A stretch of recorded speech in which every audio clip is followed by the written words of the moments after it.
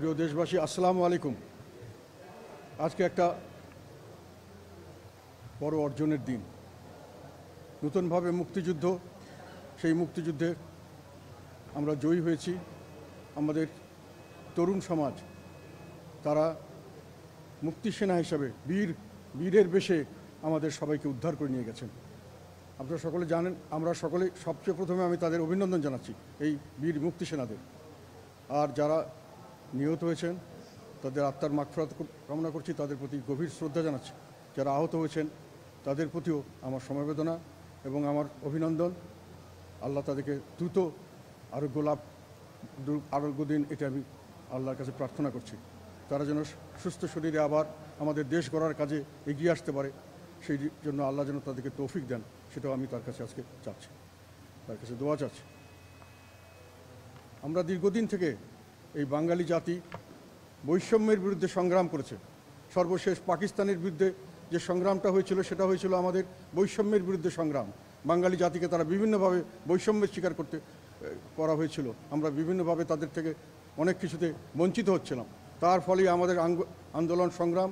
21শে ফেব্রুয়ারি শহীদ দিবস হয়েছিল বৈষম্যের বিরুদ্ধে সংগ্রাম। ভাষাকে বৈষম্যের একটি অস্ত্র হিসাবে ব্যবহার করে আমাদের রাষ্ট্রভাষাকে, আমাদের মাতৃভাষাকে রাষ্ট্রভাষা না করায় যে চক্রান্ত করা ছিল, আমরা রক্ত দিয়ে সেটাকে রুখে দিয়েছিলাম। পরবর্তীকালে 6 দফার আন্দোলন, এটা হয়েছিল বৈষম্য বিরুদ্ধে আন্দোলন। এবং যখন পাকিস্তানি হানাদার বাহিনীরা এটা মানল না, তখন আমরা স্বাধীনতার জন্য যুদ্ধ করলাম, আমরা রক্ত দিলাম। কী জন্য? একটা নতুন নিজস্ব দেশের বাঙালি জাতির একটা নিজস্ব দেশ হবে, বৈষম্যমুক্ত দেশ, এটা ন্যায় বিচার ভিত্তিক সমাজ হিসাবে গঠন করবে, সেখানে আমাদের গণতান্ত্রিকভাবে সে দেশ পরিচালিত হবে। এটাই ছিল আমাদের কামনা বাসনা। কিন্তু আমরা লক্ষ্য করলাম বর্তমান আওয়ামী লীগ সরকার ক্ষমতা আসার পর থেকে দীর্ঘ এই 14 বছর 15 বছর ধরে তারা সর্বতোভাবে চেষ্টা করেছে যে এই বৈষম্যটাকে আবার জিয়ে রাখার জন্য। তারা দেশের মধ্যে ভাগ করেছে আওয়ামী লীগ এবং জনগণ, এই ভাগ করে বিভিন্নভাবে মানুষকে বৈষম্যের শিকার করা শুরু করেছিল। এটা আমি বারংবার আমার বিভিন্ন বক্তব্য বিবৃতিতে দেশে সবখানে বিদেশে সবখানে আমি এটা তুলে ধরার চেষ্টা করেছিলাম, যেটা অন্যায়। এবং তারা একদলীয় শাসন ব্যবস্থা করে একটা কোটা লোক ধরে সারা দেশের মানুষের উপর একটা চাপিয়ে দেওয়ার, তাদের শাসন ব্যবস্থা চাপিয়ে দেওয়া, স্বৈরতান্ত্রিক একটা শাসন ব্যবস্থা চাপিয়ে দেওয়ার চেষ্টা করেছিল। তারা ন্যায় বিচার ভিত্তিক সমাজ ব্যবস্থা না করে অন্যায় অবিচার ভিত্তিক সমাজ ব্যবস্থা করেছিল। আইনের শাসন করে নেই, সেখানে দুষ্টের দমনের জায়গায় দুষ্টের পালন এবং শিষ্টের দমন করার ব্যবস্থা করেছিল। সেখানে আইনকে তারা এমন জায়গায় অবস্থান দিয়েছিল যে কিছু লোক আইনের ঊর্ধ্বে থাকবে সবসময়, এবং আইনের কার উপরে আইন প্রয়োগ হবে সেটাও শীর্ষ পর্যায়ের নেতৃবৃন্দ ঠিক করে নির্দিষ্ট পর্যায় থেকে বলা হবে যে একে আইনের আওতায় আনা যাবে, নাহলে তারা আইনের উপরে থাকবে।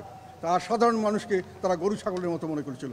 এই বৈষম্যটা যখন প্রকটভাবে দেখা দিল বিভিন্ন ক্ষেত্রে, এই ছাত্ররাই প্রথমে এর প্রতিবাদ করেছিল যে আমরা চাকরির ক্ষেত্রে যে কোটা করা হয়েছে সেটা বাতিল করা হলো এই আন্দোলনের মুখে, আবার হঠাৎ করে কোর্টের অর্ডার দিয়ে এটাকে আবার আনার ব্যবস্থা করা হলো। এবং দেখা গেল যে এই জিনিসটাকে সরকার এখানে জড়িত। সরকার এখানে বিভিন্নভাবে আবার কোটা সিস্টেম চালু করে তাদের নিজস্ব লোকজনকে ঢুকিয়ে তাদের সেই কোটারি সিস্টেম, তাদের সেই একটা আওয়ামী লীগ গোষ্ঠী শক্তিশালী করার চেষ্টা করছে। সমস্ত প্রশাসন তাদের লোক দিয়ে ভরিয়ে নেওয়ার চেষ্টা করছে। তার বিপক্ষে তারা দাঁড়িয়েছিল। এবং আমি সর্বপ্রথম, এটি আমার মনে হয় পার্লামেন্টের কনক্লুডিং সেশনে 30 জুলাই আমি বলেছিলাম এটা অন্যায় এবং এই বৈষম্যের বিরুদ্ধে যুদ্ধ, এবং এটা আমাদের জাতীয় পর্যায়ে এটা বারে বারে আমাদের যুদ্ধ করতে হচ্ছে। এই ছেলেগুলি আমাদের সাহস করে এগিয়ে এসছে। আমি মনে করি স্বাধীনতা, এই মুক্তি সংগ্রাম, মুক্তিযুদ্ধের চেতনা এটাই যে আমরা বৈষম্যমুক্ত সমাজ গড়ে তুলব। এবং এই মুক্তিযুদ্ধের চেতনায় আমরা যদি এটাকে আবার করি, তাহলে স্বাধীনতা যুদ্ধের উদ্দেশ্য ছিল একটি বৈষম্য বিরোধী একটি দেশ তৈরি করা, যেখানে ন্যায় বিচার ভিত্তিক সমাজ থাকবে। এই আওয়ামী লীগ সরকার এটাকে মেনে নেয়নি। তৎকালীন সময় আমি তখনই বলেছিলাম যে এই ছেলেগুলি সাহস করে এগিয়ে এসছে, যেটা আমরা রাজনীতিবিদরা পারিনি, সারা সমাজ বিভিন্নভাবে চেষ্টা করেও আমরা পারিনি। আমরা এটাকে কোনো রকম এটাকে চির ধরাতে পারিনি। এই ছেলেগুলি নিঃস্বার্থভাবে এগিয়ে এসে তাদের সামনের বাংলাদেশ, তাদের কীরকম বাংলাদেশ তারা চায়, তারা সময় মেলে সবাইকে দেখিয়ে দিয়েছে। আমি এটা বারংবার বলেছি। তারপরে আমি 3রা জুলাই থেকে শুরু করে প্রতিদিন বলেছি এই বৈষম্য কোটা মুক্তির আন্দোলন এখন ছড়িয়ে গেছে। সাধারণ মানুষ বলছে আমরা বৈষম্যের শিকার হচ্ছি বিভিন্নভাবে, আমরা এর থেকে উদ্ধার চাই। সবাই এখানে একজোট হয়েছে এবং সবাই তাদেরকে সমর্থন করেছে। নানানভাবে এটাকে নানান খাতে প্রবাহিত করার চেষ্টা করা হয়েছে যে এটা বিভিন্ন সন্ত্রাসী গ্রুপ করছে। এই এইভাবে এই দল করছে ওই দল করছে, আমি পরিষ্কারভাবে বারংবার বলেছি এগুলো সমস্ত মিথ্যা।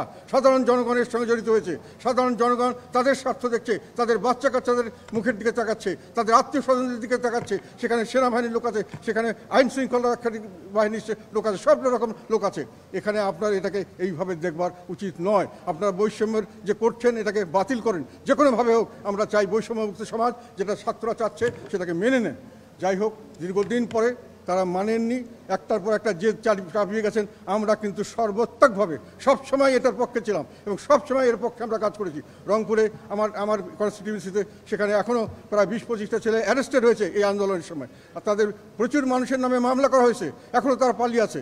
আমরা জাতীয় পার্টি বিভিন্ন জায়গায়, আমাদের ছাত্র সমাজ এখানে শহীদ মিনারে প্রোগ্রাম করেছে, বিভিন্ন জায়গায় করেছে, বিভিন্ন ডিস্ট্রিক্টে আমরা বলেছি আমরা পার্টির ব্যানারে যেতে পারবো না, কেউ যাচ্ছে না, কিন্তু যারা চাচ্ছে না, কিন্তু আমাদের লোককে আমরা বলছি তোমরা তাদের সঙ্গে যুক্ত হও, দরকার হলে তোমরা ব্যানার নিয়ে আসো। তোমরা আমাদের যেগুলো আমাদের এই সংস্থা ছিল সহযোগী এবং এই সংস্থা, হ্যাঁ না আমি বলছি সেটার কারণে তারা কিন্তু যোগদান করেছে। আমরা সর্বাত্মকভাবে এই আন্দোলনের সঙ্গে ছিলাম, এখনও আছি, সবসময় থাকবো। এবং এটি আমরা মনে করি আমাদের সবচেয়ে বড় যুদ্ধ বাঙালি জাতির। সেই যুদ্ধে আমরা বারংবার পরাজিত হতে পারবো না। এইবার যে বিজয় ছিনিয়ে আনা হয়েছে এটা যেন সবসময় থাকে, এটাই আমাদের কামনা এবং এটি আমরা চেষ্টা করে যাব। এখন আমাদের আজকে মহামান্য রাষ্ট্রপতির সঙ্গে যে সংলাপ হয়েছে, সেখানে একটি সামনের দিকে অতি দ্রুত একটি কেয়ারটেকার তত্ত্বাবধায়ক সরকার ব্যবস্থা ওনারা কয়েক আলাপ আলোচনা করে তৈরি করবেন। তারা সামনের দিকে কিছু সময় পরে একটা নির্বাচন দিবেন। এবং আর একটা কথা হলো যে এই তত্ত্বাবধায়ক এবং আমাদের বিএনপির চেয়ারপারসন বেগম খালেদা জিয়াকে উনি মুক্তি দেবেন মোটামুটি। আর বাকি যারা বিভিন্নভাবে এখন মামলা মোকদ্দমায় জড়িত আছেন, সেগুলোর থেকে ওনারা যে এই 1 জুলাইয়ের পর থেকে যে মামলাগুলো হয়েছে, বেশিরভাগ ক্ষেত্রে এই সমস্ত কেসের সঙ্গে জড়িত, সেগুলো থেকে যারা বিভিন্নভাবে হয়রানির শিকার হচ্ছেন বা আটক আছেন বা যারা বিভিন্নভাবে পালিয়ে যাচ্ছেন, সবাইকে ছেড়ে দেওয়া হবে এবং মামলাগুলো উইথড্র করা হবে। এটা উনি এগ্রি করেছেন। তো সামনের দিকে আমরা থাকবো, আমরা জনগণের সঙ্গে সবসময় ছিলাম, জনগণের সঙ্গে সবসময় থাকবো। আমাদের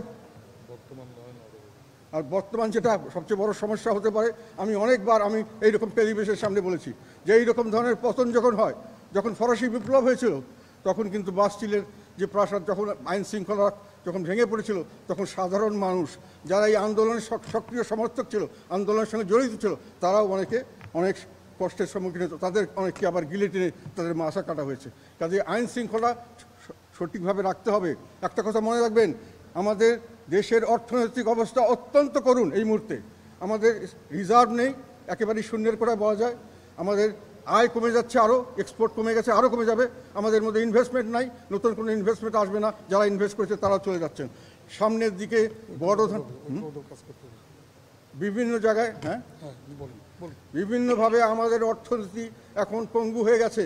আমাদের এখন মানুষের কাছে যদি আমরা ধার করতে চাই, সেটাও ধার অনেকে দিবে না। আমাদের রেটিং, যে রিস্ক অ্যানালাইসিসে আমাদের রেটিং এখন অনেক খারাপ, এবং আমরা যদি নিতে চাই অনেক বেশি সুদে নিতে হবে, অথবা পাওয়া যাবে না।